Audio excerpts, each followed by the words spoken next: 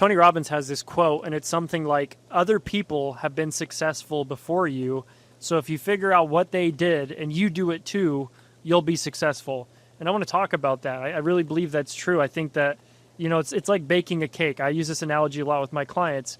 If you wanted to bake a cake, or in other words, maybe your cake is you want to build a business, you want to, I don't know, buy some real estate, you want to do something cool, you want to go travel, I don't know, whatever your cake is.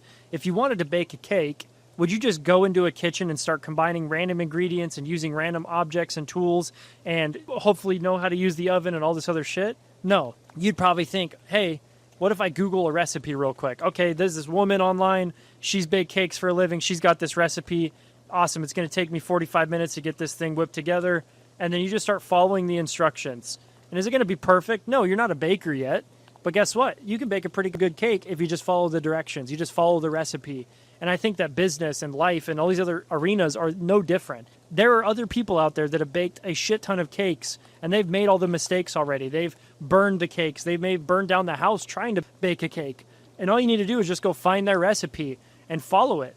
And then once you do follow it and you start to understand how they were able to bake those cakes successfully, you begin to bake your own style of cakes. You get creative with it. You really enjoy the process of baking cakes, and sooner or later you don't even need the recipe because you've done it so many damn times that you're ready to pass the recipe to other people. So I want to ask you today, what is the cake you want to bake? AKA, what is the dream or goal you're pursuing?